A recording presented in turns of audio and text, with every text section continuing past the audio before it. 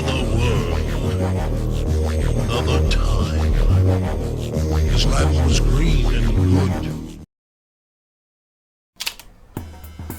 Well, let's see if we can't make up a bit for being a bit of a mean-eater paizo the other day by calling them out for their sexist, racist hiring policy and pointing out that they've abused their market share to censor people. But you know, I can mostly separate my enjoyment of a product from what companies do. So let's have a look at Starfinder, their new sci-fi fantasy game that they've put out. And as you can tell from the name, it's pretty much derived from Pathfinder. It's a nice, pretty, thick, full colour, expensive book, so let's see if it's worth all that. So the whole thing is, I guess you could describe it as Shadowrun in space. And to put all my biases on the table, I never liked Shadowrun. Get your elves out of my cyberpunk, they have no place there whatsoever. That said, perhaps paradoxically, I do have a bit of a soft spot for science fantasy, things like Numenera and so on, or Numenera, however you want to pronounce it. So yeah, this is very much Pathfinder derived, and Pathfinder is 3.5 D&D derived, and thanks to the open gaming license, these zombie game systems can live on, and we can all benefit from them.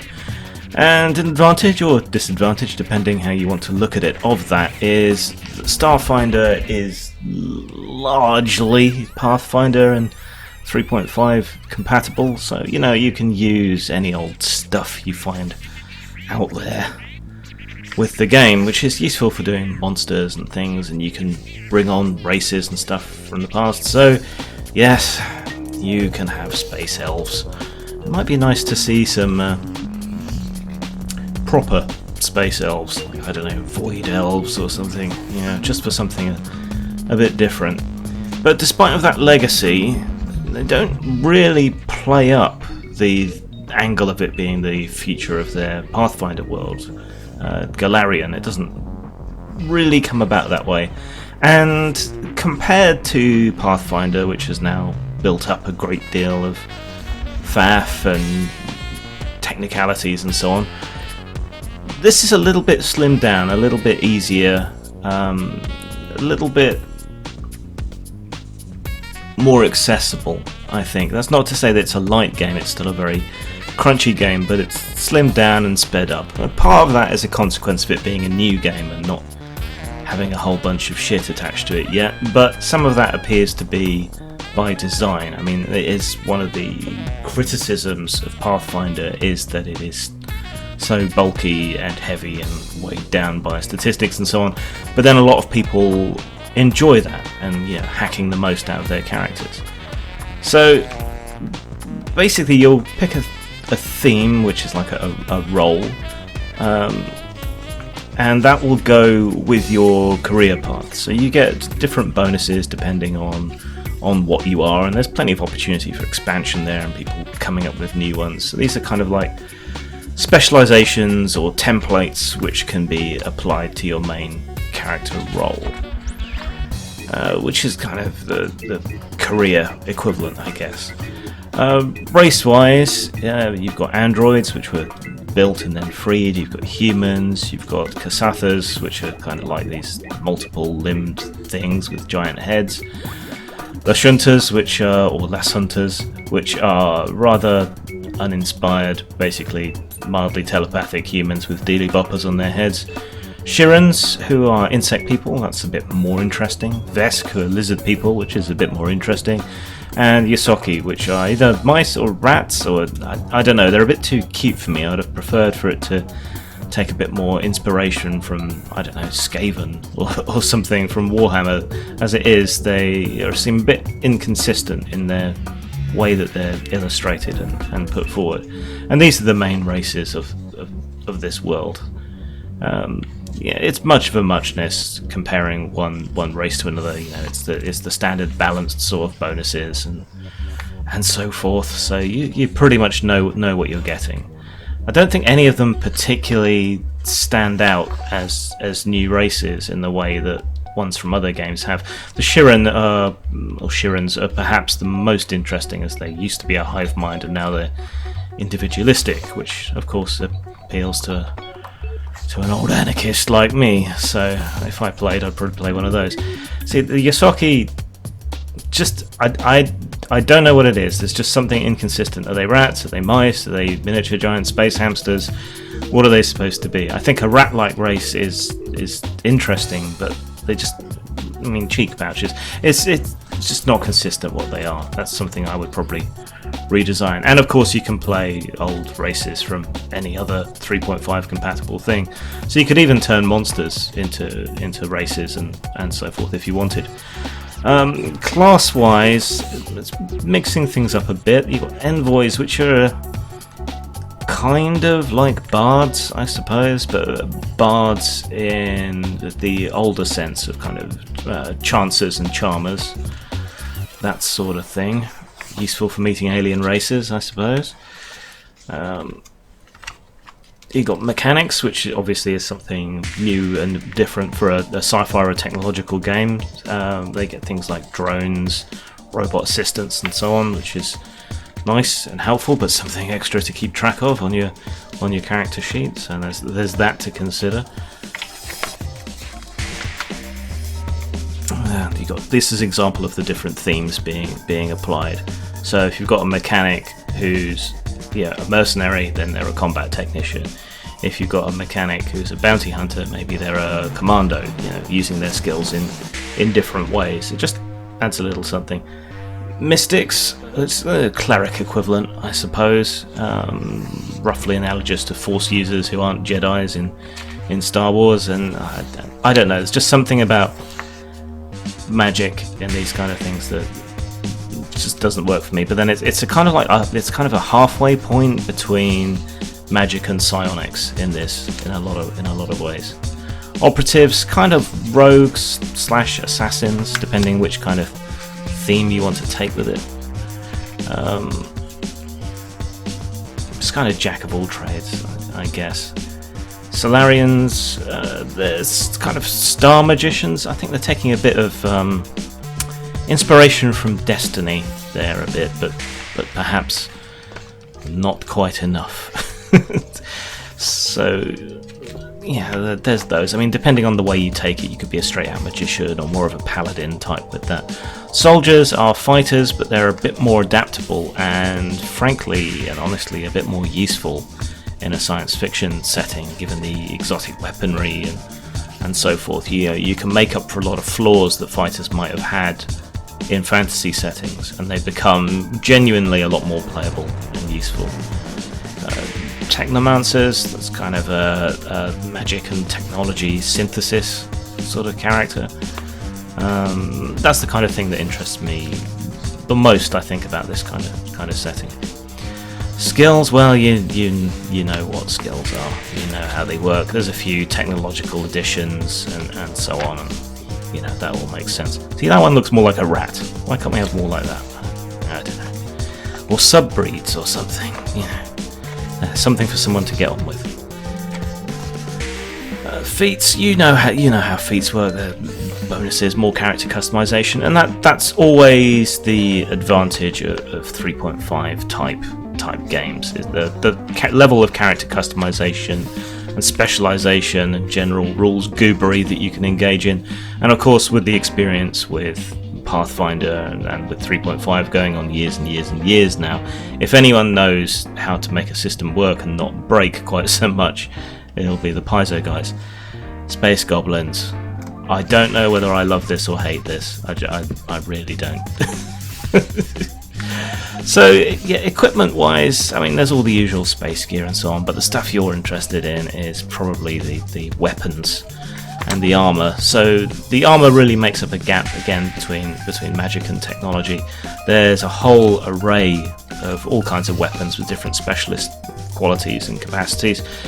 Something that I think is new is that certain high-tech weapons like freeze rays and so on have extra critical effects. So if you get a critical hit, you don't only do double damage, but you might stagger someone or set them on fire or whatever else, and that determines that. Maybe it doesn't happen quite often enough, In something like Iron Kingdoms, you score a critical on a double roll, which makes those kind of effects from weapons much more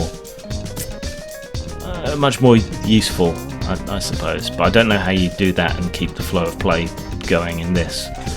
Auto fire is something that had to be added, but they've kind of cheated in that all it does is it creates a cone, and anyone in that area gets one chance to be hit. So you can't concentrate automatic fire on a single target unless you bodge some rules for that. But otherwise, you're kind of stuck on that one. Same with burst fire and so on. I mean, you could improvise some rules, like take a penalty for each shot and then multiply the damage up, or burst shot could give you +2 to hit, +2 damage, but uses up extra charges. So a bit of annoying note keeping on some of these weapons is that they have a capacity in terms of charges, but then the gun also has a usage. I mean, I guess this is meant so you can swap batteries between weapons and still track the amount of ammo that you've used, but having a variable capacity rather than just a magazine just seems like extra bookkeeping effort and kind of annoying. There's a few items that are a synthesis of magic and technology as well. There's some different special materials and so on. You can get enchanted laser pistols if you want. The high-tech armor's all there along with magical armor, but they've added force fields which basically soak damage and regenerate hits. So that's an easy way around it.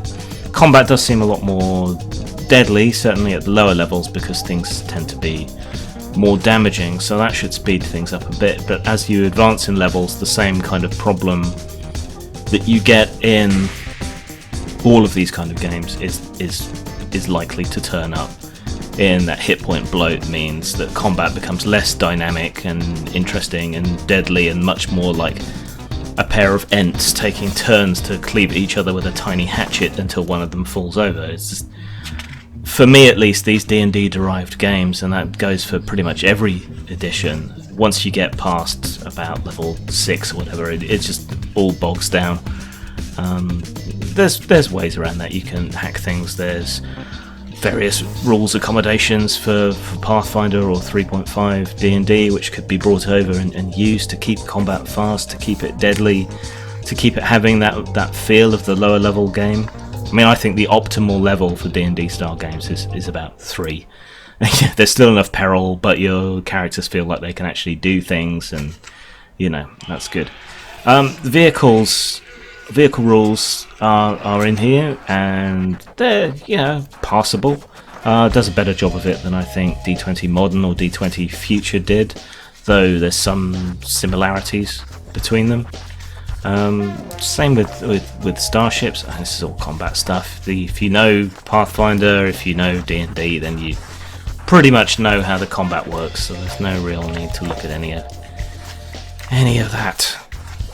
The Starships is obviously the most interesting and new system, and it follows models that have been used in other systems. You take a basic model and you add templates and special abilities and so on to come up with the final Starship. What's good about this one is that it basically scales starships by level, so that both you can build starship encounters that match in the same way that you build normal encounters, but also so that a starship can grow with the characters that are using it. So you can start out with a standard freighter for your gaming party, and then you can customize it as you advance in levels and give it extra abilities, and it gains more hit points. So while it's straight out of the box at the start of a campaign, by the end it can be a Millennium Falcon or whatever, a named ship with its own personality and history that is built up over play. Now this is something I've always liked and tried to build into certain games that I've worked on or used. It just increases attachment between the party and the ship, gives the ship its own uniqueness and personality, and that's definitely something that works and something I'm a big fan of, so kudos to them for doing that in this. Starship combat, if you know how basic combat works, you largely know how that works. So there's not a lot else to talk about there. Magic and spells. I like science fantasy, but it's too magic-y. I would have preferred them to take a kind of psionic approach or nanotech approach, or something more like Nero, where it's technology that people don't quite understand, or kind of standing psychic waves built into the universe, or hacking into the mathematical substrate of reality, or something like that. I guess you could work in those explanations, but as things stand, it's just magic, and that, I don't know why, it just throws me in the same way that Shadowrun does.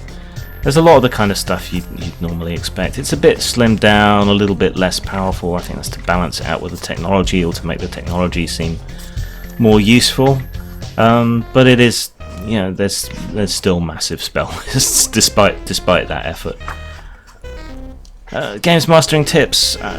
If you've got any familiarity with gaming, you don't really need this. There isn't a lot of specific advice except when it comes to science fiction worlds. You're expecting mono worlds, desert planet, ice planet, whatever, and it does have a bit of that feel to it. But if you're going for science fantasy, there's nothing wrong with that. So there's a few bits of specific advice and new hazards like vacuums and radiation and so on. But again, if you've got any real familiarity with role playing, with science fiction settings and so on, then yeah, you pretty much know what you're doing. So then we get into monsters. Now there isn't really a lot in here. It just kind of tells you how to read stat blocks.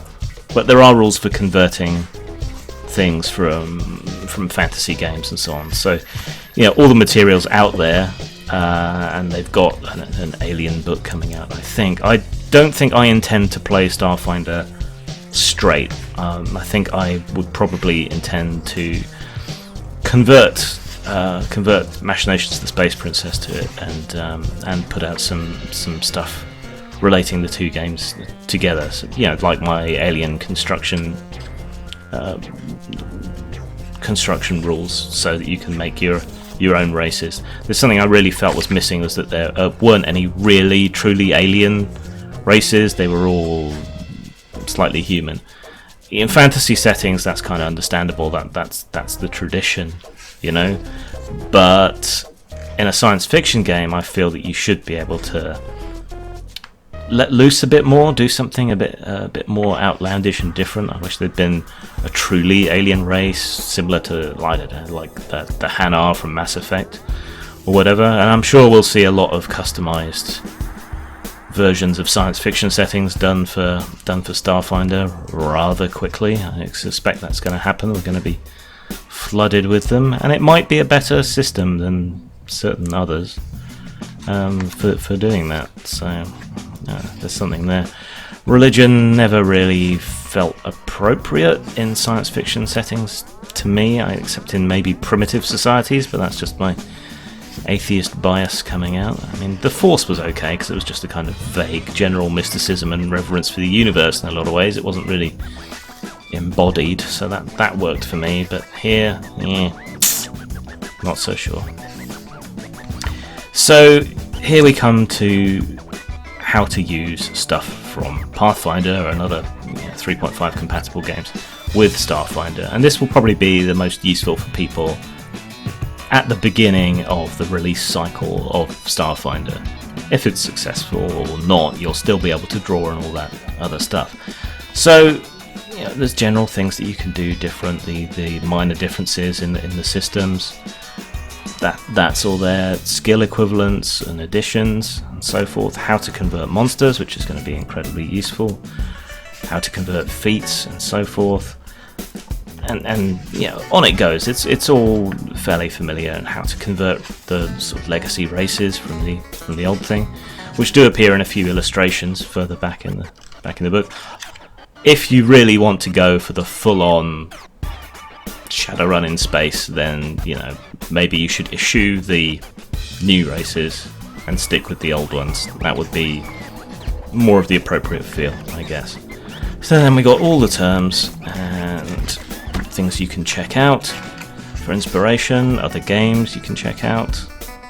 No mention of any of mine, how rude. And a competent index. The character sheet tells you just how complicated and mathy this whole game is going to be. And there's all the things they've got released or releasing.